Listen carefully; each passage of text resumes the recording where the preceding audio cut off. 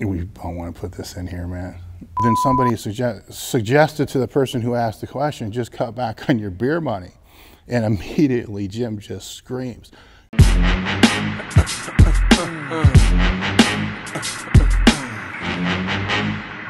the fuck up.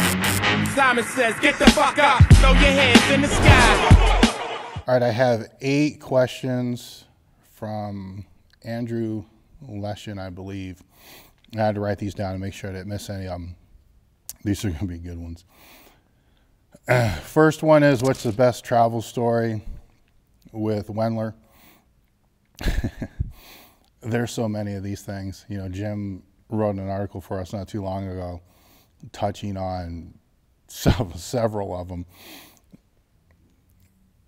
Man, there's so many of these. Traveling. There's seminar stories, there's travel stories, there's so many. I mean, I can give stories in regards to shit that's happening in cabs and airports and in the seminar. You got travel down here already, so try to make it not airport related. We were doing a seminar. Oh my God, there's so many of them just with the seminar. We're doing a seminar which was in Arizona, and it was actually one of the few seminars that we had a lot of people at. So I was coaching one rack, Jim was coaching the other rack, and we're kind of going back and forth trying to figure out, you know, how in the hell are we going to be able to get through 67 people with just the both of us to get everything done. So we're broke them in half, and we're kind of whipping through, and we're getting everybody through the squats. And Q&As would happen in between the lifts. So we tried to keep everything moving as fast as we could, and then we'd have separate Q&As. And the racks were not that far apart because the gym wasn't that big. And I hear Jim's voice getting louder and louder and louder. I'm like, oh no, here he goes. And he would go off on rants every now and again, but he's starting to get pissed. And somebody had asked the question, I can't even tell you what the question is because I came in on the ass end of this, but it seemed like the question was, it was something about bands, and I don't know if Jim was telling him that, you know, you can use the bands for stretching or for your hips or, you know, distraction or band tension for accommodating resistance. I'm not sure what it was. But the recommendation was the guy, you know, needed some bands, and Jim was asked, you know, what to do if you can't afford the bands. And Jim's reply was something along the lines of, you know, they're only $20 or something like that, and that everybody should be able to fucking find $20. You know, he's a broke-ass college kid, and at the time he was a broke-ass college kid, helping me with the seminars. And if he could find the money to be able to buy bands, and anybody can find the money to buy bands, and he's going on this big long rant about if it's important to you, you'll find a way, and da-da-da-da-da, and over and over and over. And then somebody suggested to the person who asked the question, just cut back on your beer money. And immediately Jim just screams, no, no, no, no. You never, ever fucking cut back on your alcohol money. No matter what, you can always find money from somewhere else, but don't you ever fucking cut back on your alcohol money. And the funniest part about this whole thing, he was totally serious, and he wasn't fucking around trying to be funny. I almost have tears in my eyes laughing watching this because the look on everybody's face was just of total utter confusion because they didn't know if he was joking or if he was serious. But that may have been one of those moments that you had to be there to actually enjoy it. You know, maybe somebody who's watching this was there, but that was one of the better ones. That's for damn sure. That was funny. That was a good one. There were many others. Many others. There's no doubt about that.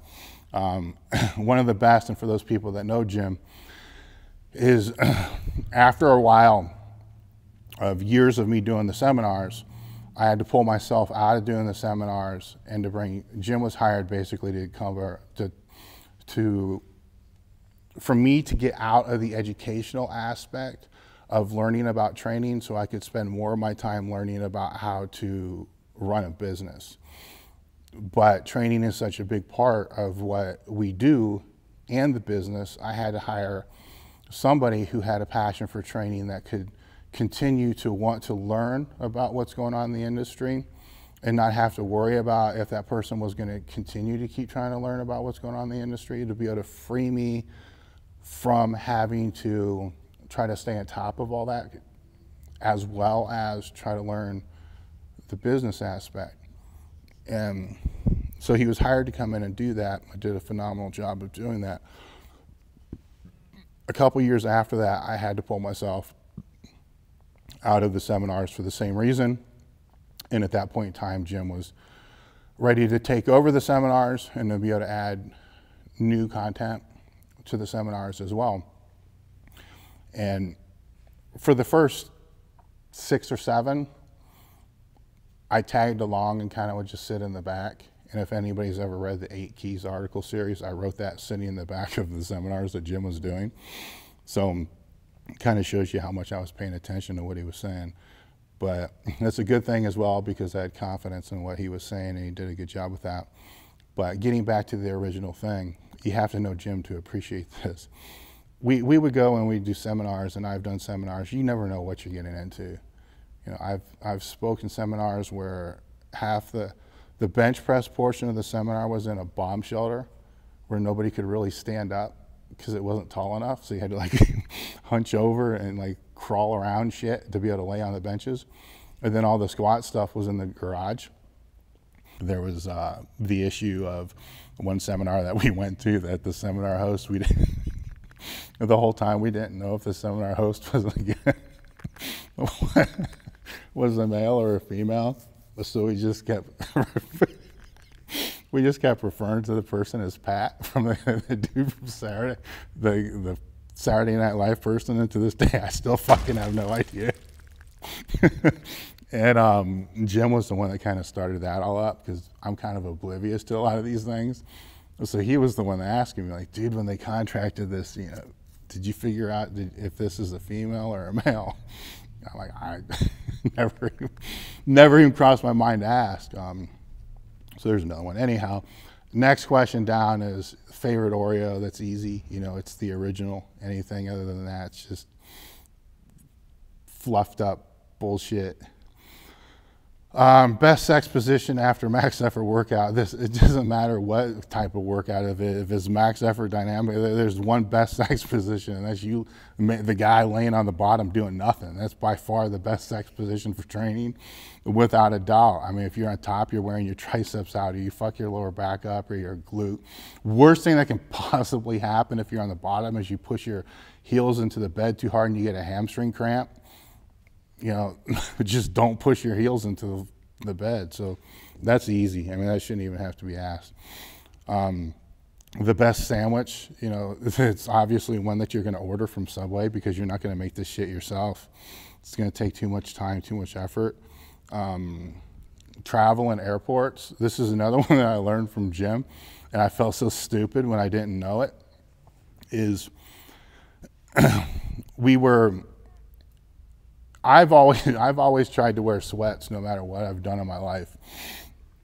So I've never really had this issue, but Jim was wearing shorts and he had a belt on. So he goes through the metal detector and the belt throws off the metal detector. So he's got to take his belt off, and he's just madder than hell. He's pissed because of this belt thing. And I asked him, you know, what's the problem? Just put the belt back on. He's like, dude, I can't. We need to go to the bathroom. So we go to the bathroom, he's got to take his pants off, and he puts his belt on through the pants, and then puts his pants back on. And I'm looking at this like, this is so fucking genius. It's unbelievable. Because you know, anybody that's got tight shoulders or you're big, you can't put you put your pants on, you try to put your belt on, you're missing a loop here and there. You know, who would have thought? Just put the belt on first, then put the pants on.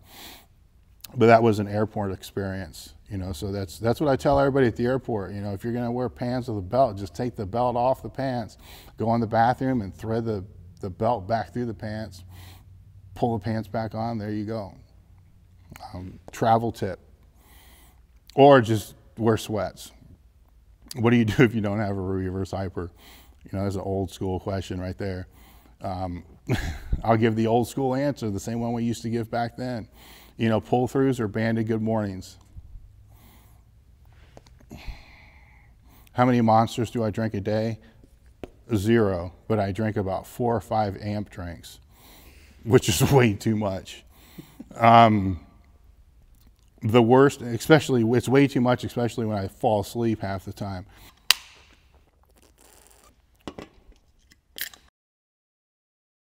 The worst injury for me was actually, it's the shoulder having to be replaced, because that changed everything. That changed my life. It took me out of the sport.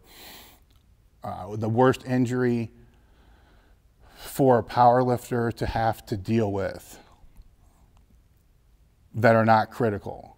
Critical being ones that are going to take you out for good. It's a toss-up. It's a toss-up between lower back and groin. Tearing a groin is a bitch. It's a bitch. It's one of the worst things to come back from, and it's not so much because it hurts. It just takes forever to get better. You can wrap the shit out of it and do it. It's like a year, for 9 months to a year for a groin. It just sucks. Hamstrings are cake, pecs are cake, all that biceps, all that's cake compared to a groin. A groin is a bitch. The reason I put lower back in there as a toss-up, because a lot of people don't take the necessary steps and the back starts to aggravate on them. And there's a lot of different modalities and a lot of different things that you can go as far as what those steps are. If it's, you know, rehabilitation exercises, chiropractic, physical therapy, you know, whatever it is, it needs to be addressed as soon as possible. What most people do is they'll rest it a little bit and it will get better, and then they're going to come back and train for 3 or 4 weeks, and then it's going to fire up a little bit. Then they're going to rest it a day, then it's going to get better, and they keep doing this little teeter-totter seesaw thing to where it gets to a point where it's just not getting better anymore. Then it's 2-3 months of aggravation, then they'll take a month off thinking that that's going to help, and it does. They take a month off and it helps, but then after 8 weeks of training, it comes back again, because they've never done anything to address what the actual cause is. And the actual cause can be so many different things. It can be a psoas, it can be a groin, it can be a muscle imbalance, it can be herniations in the disc. There can be so many different things, but if you don't see a professional to know what it is, you're kind of fucked, you know. So those would be the two there, and that's the end of the questions as far as this one goes. You know, the best specific thing for a beginner or a novice to do is just something like, Dave, you got like 6 weeks of glycogen in your system right now. You know that, so I kind of knew it was going to be a long